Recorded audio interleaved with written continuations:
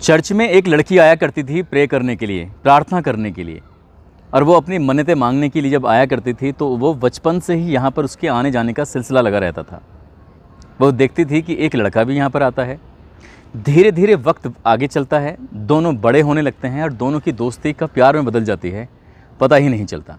दोनों ही अपने अपने फील्ड में मेहनत कर रहे थे। लड़का बड़े होकर नेवी का ऑफिसर बन जाता है और लड़की बड़े होकर कन्नड़ फिल्म की हीरोइन बन जाती है।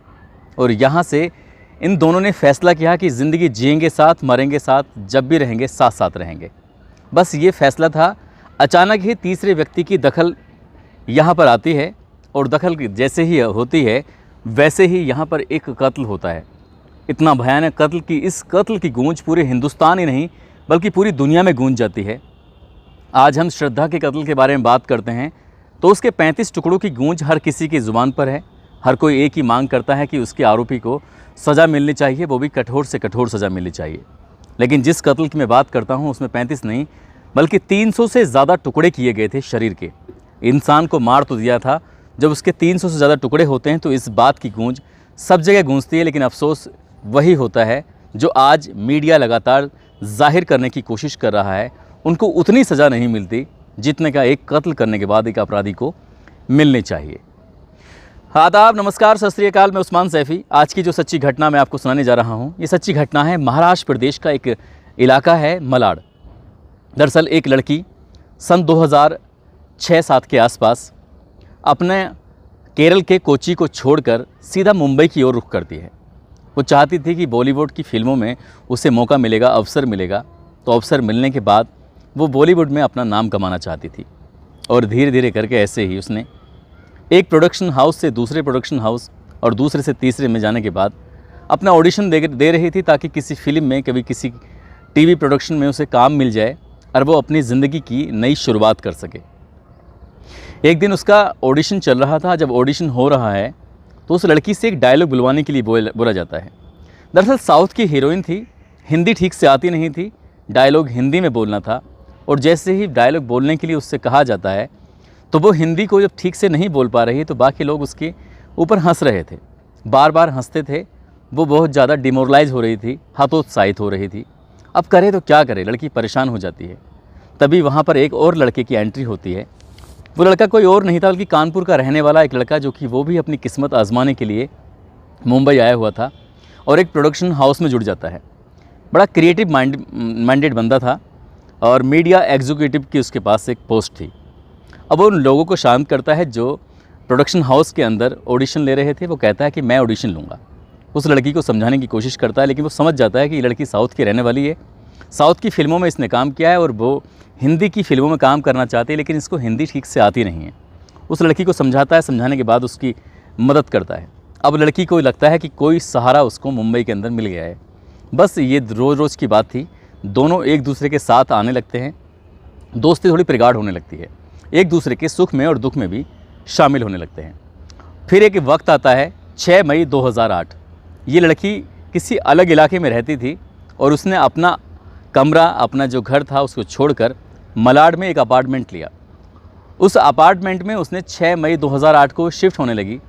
तभी वो अपने दोस्त, जिसका नाम होता है नीरज ग्रोवर, जो कि फ़िल्म डायरेक्टर होता है या प्रोडक्शन हाउस के अंदर डायरेक्टर था, जो कि लोगों के ऑडिशन लिया करता था, तो उसको फ़ोन करती है। कहती है कि नीरज, मैं अकेली हूँ, अगर तुम मेरी मदद करने के लिए आ सकते हो तो प्लीज़ आ जाइए।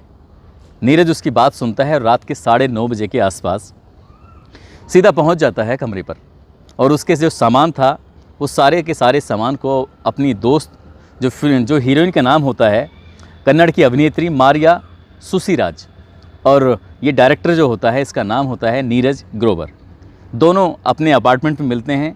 और जो सामान था, एक एक सामान को बारी बारी से वो इत्मीनान के साथ रख रहे थे, सही करके रख रहे थे। जो बॉक्स थे उन बॉक्स को खोल कर रख रहे थे। अचानक जब रात के 10:30 बजते हैं तो 10:30 बजे का वक्त रहा होगा, तभी एक फ़ोन आता है। यानी कि मारिया के पास एक फ़ोन की घंटी बजती है। मारिया उस घंटी को देखती है और देखने के बाद कहती है कि तुम चुप रहना, आवाज़ नहीं आनी चाहिए, बिल्कुल शोर शराबा नहीं होना चाहिए।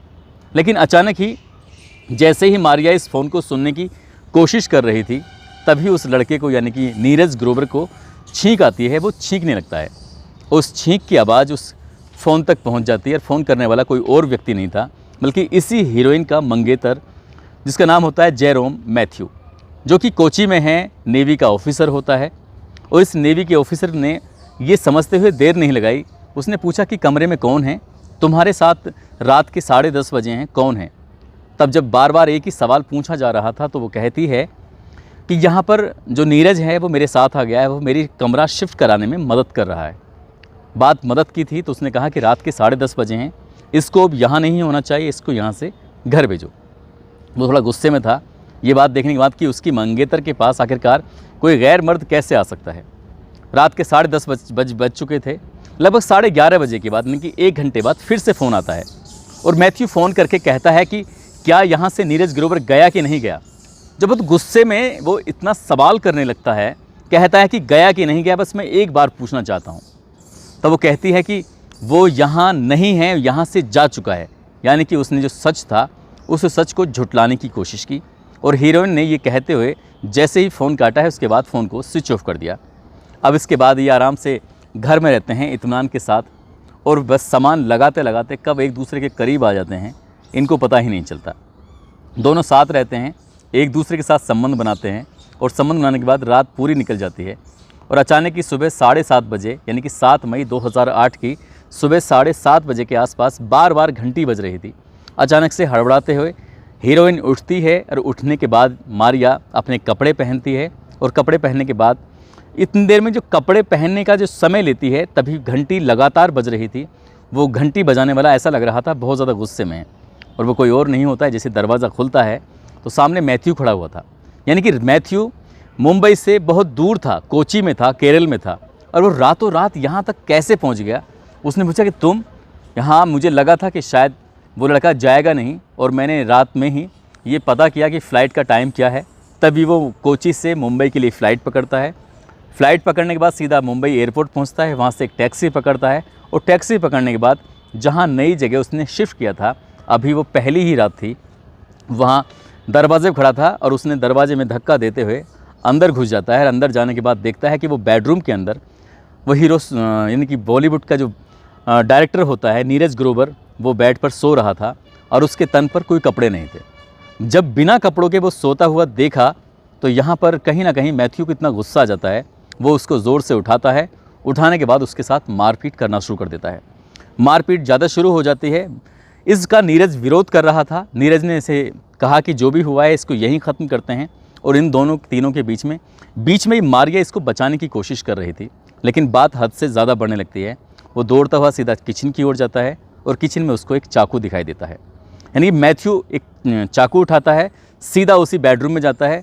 यहाँ पर वो अंडरवियर या कुछ कपड़े पहनने की कोशिश कर रहा था, तभी उसने जाके उसको एकदम चाकू मार दिया। जैसे ही इसको चाकू लगा है वो गंभीर रूप से घायल हो जाता है। उसके बाद एक के बाद एक कई वार किए जाते हैं, और वार करने के बाद वो बुरी तरह से घायल हो जाता है।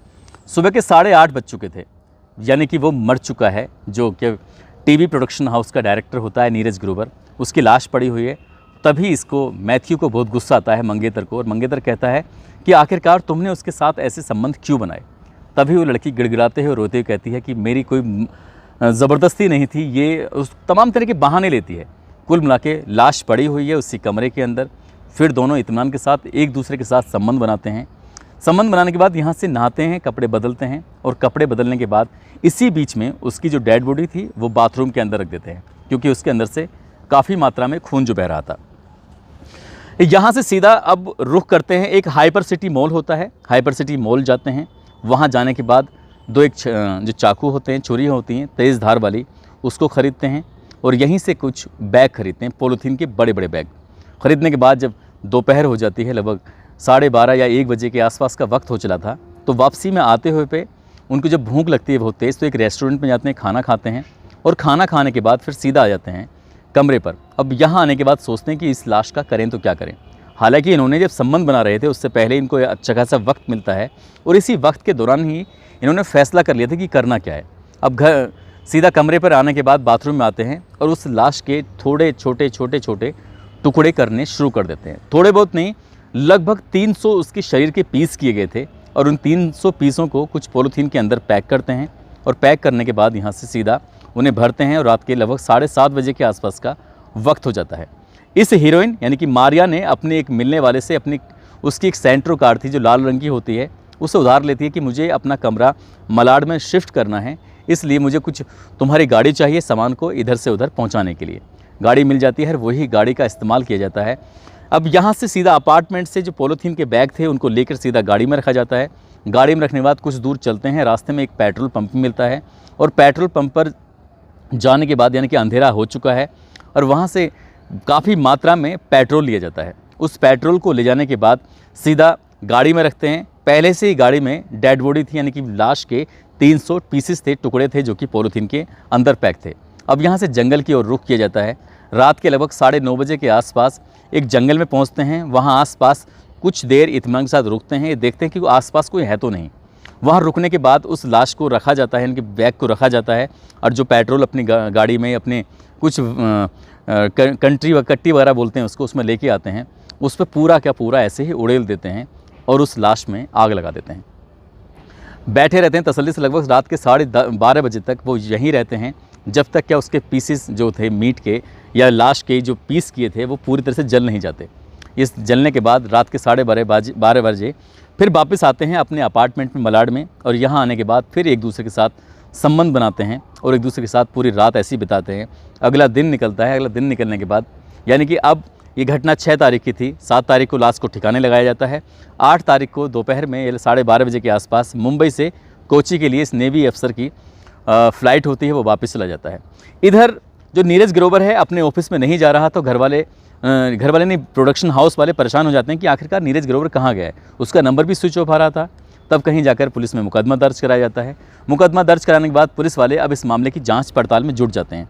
सर्विलांस टीम ने उसके मोबाइल की कॉल डिटेल के आधार पर और मोबाइल की जो लोकेशन थी उसके आधार पर पता लगाया कि वो आखिरी वक्त में कहीं और नहीं था, मलाड के उस अपार्टमेंट में था जहाँ पर पहले से ही मारिया की कॉल डिटेल थी, वो उसकी लोकेशन थी। और मारिया को टूटने में ज़्यादा वक्त नहीं लगता और जब सच सामने आता है तो पता चलता है कि उसके प्रेमी यानी प्रेमी नहीं बल्कि उसके मंगेतर ने इस डायरेक्टर के 1-2 नहीं बल्कि 300 टुकड़े करके उस लाश को जला दिया था, उसके टुकड़े जला दिए थे। पुलिस ने गिरफ्तार करती है। गिरफ्तार करने के बाद सीधा अदालत में मामला जाता है और 13 जुलाई 2011 को इस मामले में कोर्ट की तरफ से फैसला आता है। फैसला कुछ जो आता है इसको सुनने के बाद शायद पूरा हिंदुस्तान हैरान हो जाता है, परेशान हो जाता है। इस लड़की को यानी कि मारिया जो हीरोइन होती है कन्नड़ फिल्म की, जो कि बॉलीवुड में अपनी किस्मत आजमाने के लिए आई थी, उसको महज 3 साल की सज़ा सुनाई जाती है और दूसरा जो उसका हत्यारोपी होता है, आरोपी होता है, उसको महज 10 साल की सज़ा सुनाई जाती है। दोनों ने इतना बड़ा अपराध किया, उस अपराध ने पूरे हिंदुस्तान में एक आवाज़, एक तरह से कह सकते हैं कि फिल्म के हीरो हीरोइन, बड़ी संख्या में लोग सड़कों पे उतरे थे, बड़ी संख्या में हंगामे हुए थे, प्रदर्शन हुए थे, लोगों ने रोष व्यक्त किया था। जिस तरह से आज की तारीख में श्रद्धा के मामले को लगातार हाईलाइट किया जा रहा है, उस दौर में भी लगातार नीरज ग्रोवर हत्याकांड टीवी पे छाया हुआ था, अखबारों में छप रहा था। बड़े बड़े फिल्म डायरेक्टर, हीरो हीरोइन वगैरह सब के सब आवाज़ उठा रहे थे। लेकिन जब इसमें बहुत थोड़ी सी सज़ा मिलती है तो लोगों को अफसोस होता है और सबसे ज़्यादा अफसोस किसी और को नहीं बल्कि नीरज ग्रोवर के जो पिता जो कानपुर में रहते थे, उनके माता और पिता दोनों को ही अफसोस होता है। वो सोचते हैं क्योंकि उनके पास उतने पैसे नहीं थे। बताया ये भी जाता है कि जो वकील इनकी तरफ से केस लड़ रहा था वो एक हियरिंग का 50,000 रुपये लेता था। अब ऐसी कंडीशन में ये पूरे पैसे दे नहीं पा रहे थे, कमज़ोर स्थिति थी, कमज़ोर घर था और उस जो हत्यारे थे वो आसानी से बचकर निकल जाते हैं।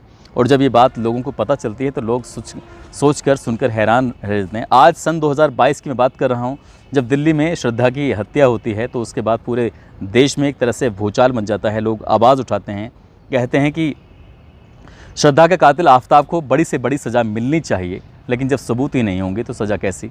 जब उसका केस पूरी ताकत के साथ नहीं लड़ा जाएगा, आवाज़ तो लोग लगाते हैं, उठाते हैं, लेकिन जब सज़ा दिलाने का वक्त आता है तो सब के सब लोग भूल जाते हैं और वो कहीं ना कहीं जो फाइलें होती हैं इतिहास के पन्ने में दफन होकर रह जाती हैं। ऐसा इसके साथ ना हो, यानी कि श्रद्धा के साथ ना हो, जैसे क्या नीरज ग्रोवर के साथ हुआ है। बस यही कहानी सुनाने का उद्देश्य था। अगर आप लोग ऐसे मामलों को सीरियस लें, ऐसे मामलों को आगे तक अंजाम तक ले जाने की कोशिश करें, सभी लोग पूरी ईमानदारी से अपना काम करें, चाहे वो पुलिस हो, चाहे वो जज हो, चाहे वो वकील हो, सभी तरह के लोग अपने अपने काम को पूरी शिद्दत, पूरी ईमानदारी से अगर निभाएंगे तो जाहिर सी बात है बड़े बड़े क्रिमिनल जो होते हैं उनको सज़ा भी मिलेगी और लोगों में एक दहशत भी बनेगी, लोगों में एक डर भी बनेगा कि बुरे काम करने वालों के साथ बुरा ही होता है। दोस्तों, इस घटनाक्रम को सुनाने का उद्देश्य भी किसी को परेशान करना नहीं है, किसी का दिल दुखाना नहीं है, बल्कि आपको जागरूक करना है, आपको सचेत करना है। और जाते जाते कुछ लोगों के जन्मदिन हैं जिसमें गुलशन साहू हैं, शिव हैं पलवल से, वसीम अकरम हैं बिहार से, साहिबा रायबरेली से हैं, जीत राम दूदू से हैं, कुकिया कंवर। इन सभी को जन्मदिन की बहुत सारी शुभकामनाएं, बहुत बहुत मुबारकबाद।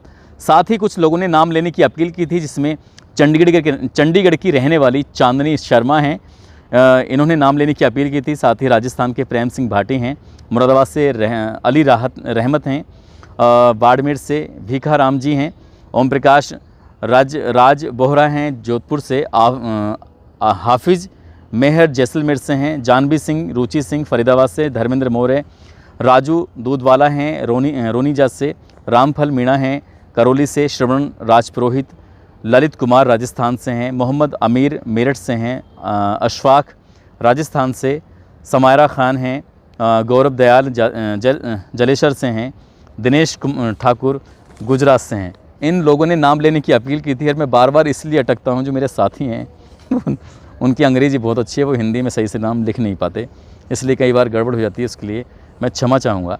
दोस्तों, आप सब लोग अपना ख्याल रखें, सुरक्षित रहें। जय हिंद, जय भारत।